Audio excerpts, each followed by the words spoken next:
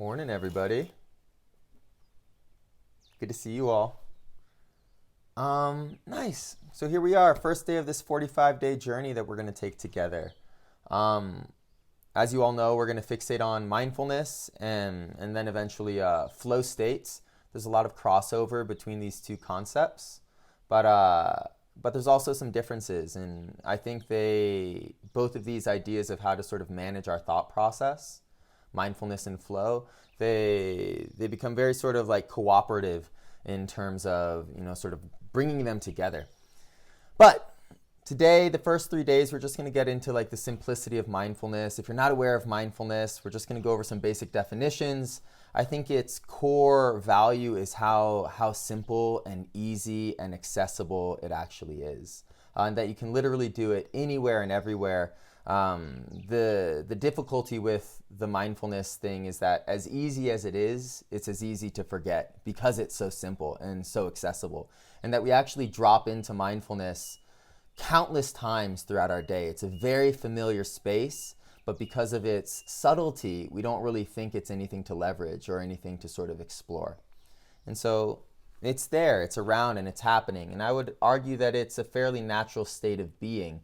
And the point of this sort of challenge is, besides practicing regularly for 45 days, which is by far the most valuable thing you'll get from this, more than anything I have to say, more than any single experience that you might touch in a session, it is the regularity of your practice and the consistency in which you pull yourself into this mental and physical state that will matter the most. And so practice, practice, practice. That's the key point. So mindfulness is a deeply accessible, deeply familiar zone. And I think the best definition comes from Jon Kabat-Zinn, who is a sort of a leader in the mindfulness movement. His definition is that mindfulness is paying attention to the present moment on purpose, non-judgmentally. And so today's session, we're just going to sort of brand that into our minds and into our moments. Mindfulness is the connection to the present moment, non-judgmentally. He likes to add this final sort of aspect where it says, you want to connect to the present moment non-judgmentally, as if your life depended on it. And so this is where mindfulness becomes a sort of a method of sort of quelling distress, quelling negative thoughts, quelling depression. And so we're going to fixate on this concept today and see where that takes us. I think the key point, especially if you're familiar with my practices and like the Hatha yoga styles, is that there are no rules. You can sit down, you can lay down, you can sit on a chair, you can walk around, you can have your eyes open, you can have your eyes closed. As long as you start to distinguish the difference between awareness and thought, awareness and judgment, you're on the right path and anything is permissible.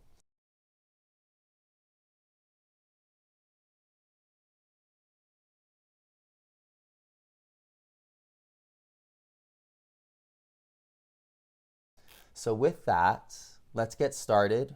Again, practice is everything. This is the core sort of drive of these 45 days and this challenge. Okay, so any position. You can sit on a chair. You can lay down. Your arms can be bent. Your hands can be on your lap. Your eyes can be open. Your eyes can be closed. Mindfulness is paying attention to the present moment, however that moment manifests, and however you choose to occupy that moment. And so let's work with this construct in the way you choose to sit or lay down.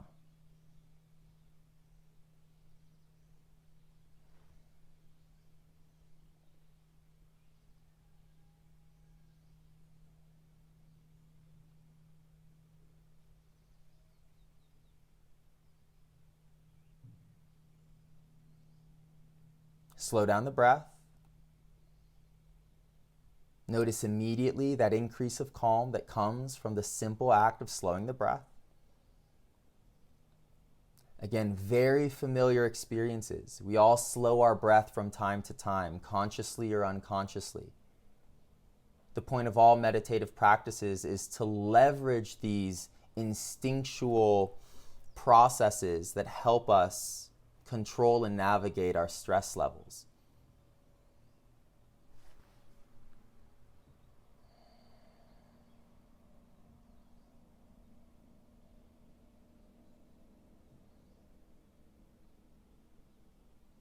Mindfulness is paying attention to the present moment on purpose.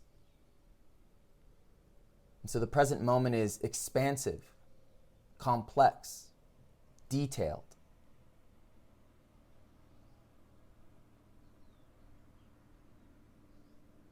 And so the next question is, what within this present moment am I supposed to pay attention to?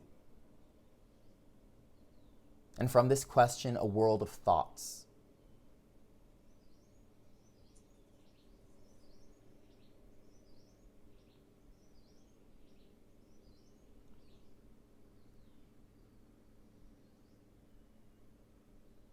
So notice the thoughts you're having. Hear the linguistics of your mind, the actual grammar, the sentences, the words, and the emotions that they create.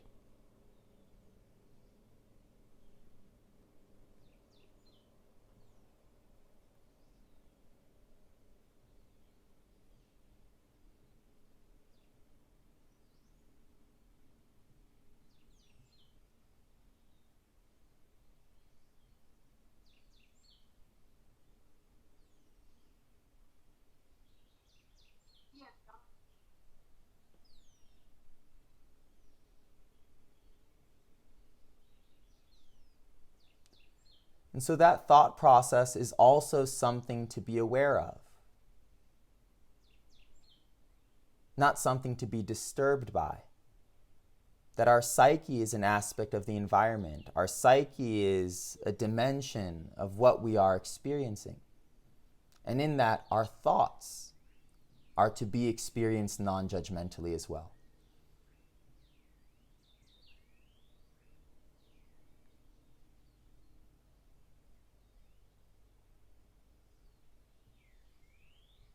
And so whether this is familiar or unfamiliar, like any blade, it can be sharpened more.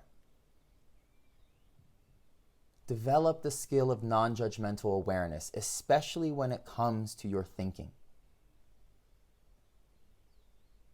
And so the next 5 minutes are in silence. Slow breaths. Everything is permitted. Just notice you are aware of everything as it rises and falls.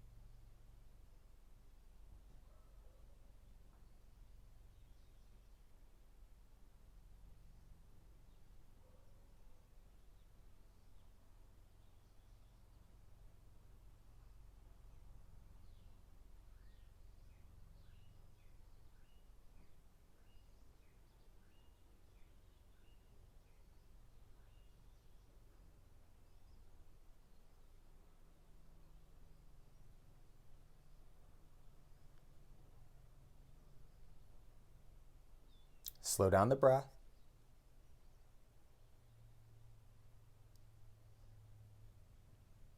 These simple instructions give us a space to reformat patterns in our bodies. The more you observe the consequences of these simple instructions, the more likely it is that you will recreate them over time. The breath is slow.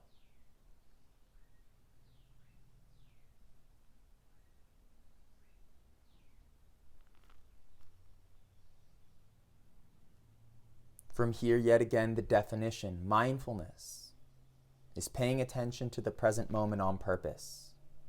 Notice that you're doing that. What this present moment is, what you feel about this present moment, is of no importance. It's the paying attention to the reality at hand that matters.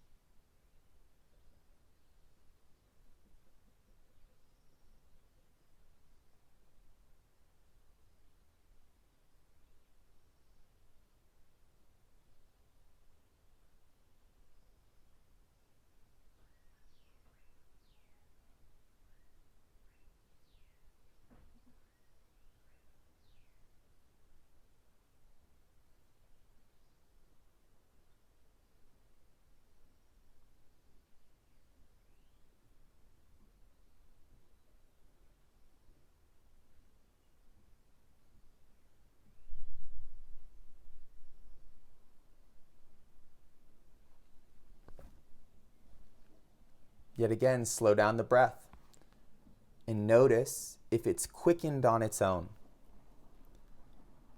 So this is a first-hand experience of your body's negativity bias, wired to be anxious, wired to be lost in thought, wired to ruminate, wired to think of the future, wired to look back into the past. Slow down the breath and push conscientiousness into the organism.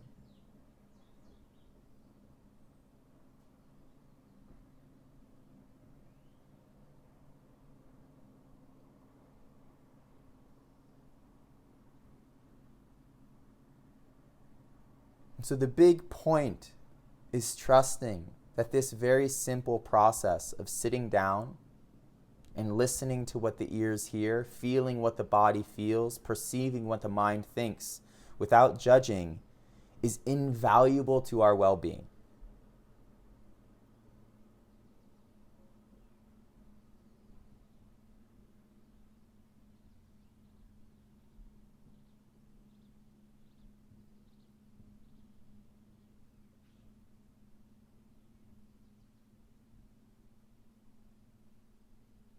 For the next 5 minutes, pushing specificity. Mindfulness is occupying the present moment on purpose, non-judgmentally. If the mind is focused for a time, that is fine. If the mind is distracted for a time, that is fine. Just be aware of focus and distraction. In the same way that one day the winds blow powerfully, and on another day, the winds are gone. For the next 5 minutes, I want you to softly recognize the difference between awareness and thinking.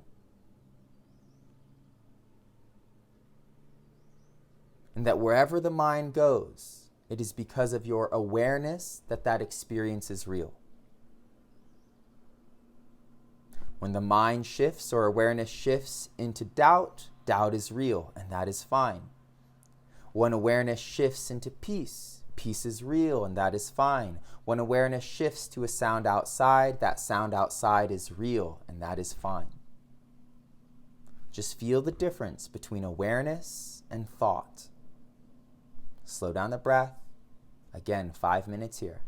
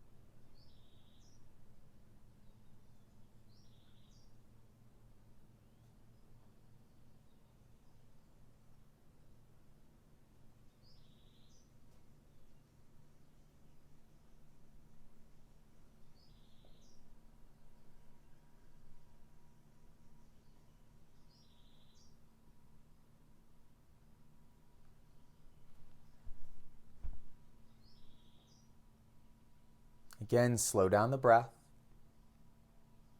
Awareness versus thought.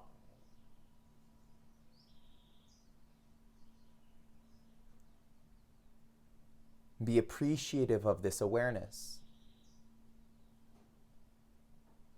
As quickly as the mind darts left and right, back and forth, here and there, awareness is there.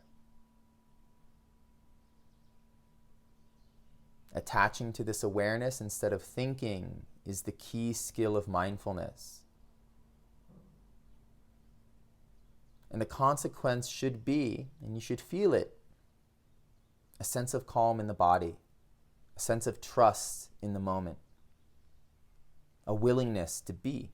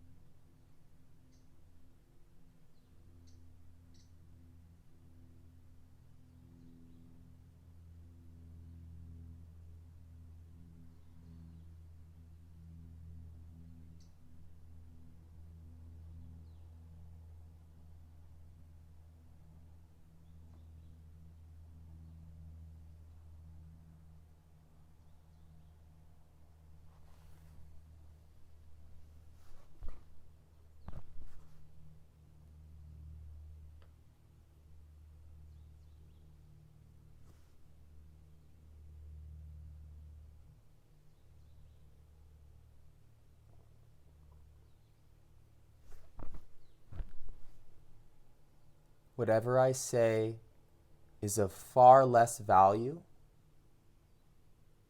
to the practice itself, to your sitting, to your breathing, to your being here non-judgmentally. And so at this point, I want you to really feel that you are the vessel of this practice.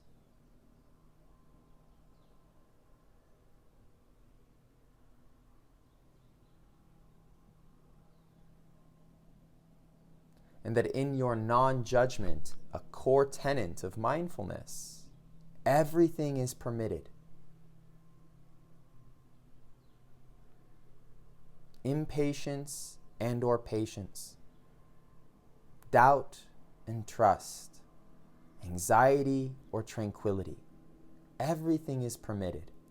And that becomes more possible and more achievable the more sensitive you are to awareness.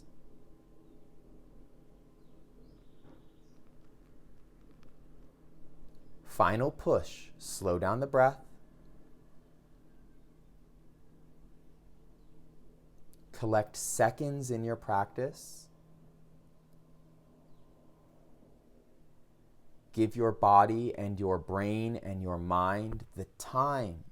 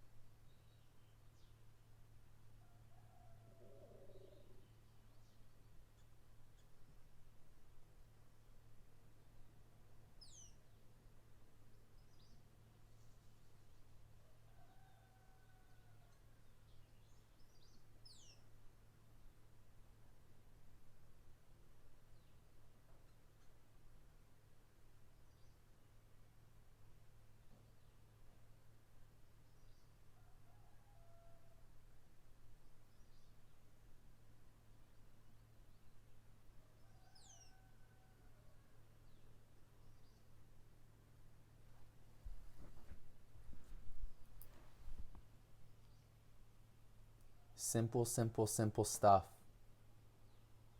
There is no goal but presence, and we can only be present. We only occupy the now. It's just the filter of our mind that complicates it. detaches us from it.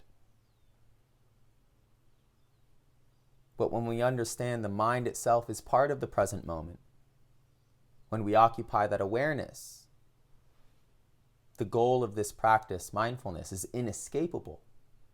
You can't do it wrong. So again, the big point is trusting that this very familiar and extraordinarily accessible and simple effort is deeply meaningful and valuable to our well-being.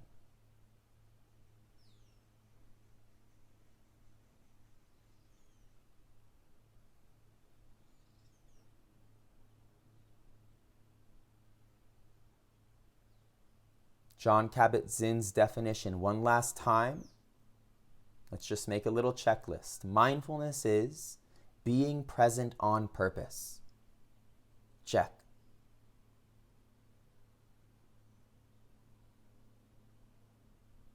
Non-judgmentally. Check.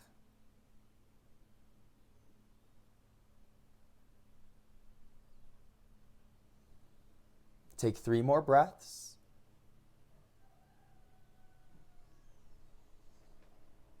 Embodying this definition, non-judgmental presence.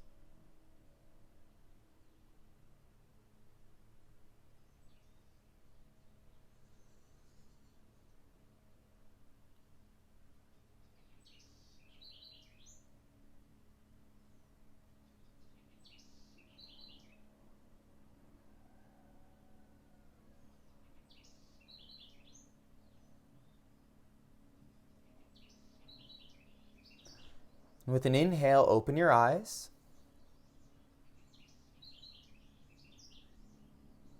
And as the eyes open, an entire new sort of dimension of the moment reappears, right? The dimension of sight and colors and forms. But we can still occupy that awareness. Again, mindfulness is accessible in all moments. Driving, walking, talking, taking a shower, formal meditation, exercising. It becomes a way of being. Last time today that I will repeat it, but more than anything, the value of these 45 days is just to get our bodies in the habit of, one, understanding awareness and its value, and then occupying it instinctually. So awesome work today, everyone. See you tomorrow. We're going to talk about the effect of mindfulness, which is essentially the building up of intimacy between ourselves and the world, which is a deep existential need that modern life and the busyness of modern life seems to be stripping away from us. So the more aware we are of that consequence, the sweeter our practice becomes. All right, excellent work. Day 1 of 45. Only 44 more left. Bye, y'all. Have a good one.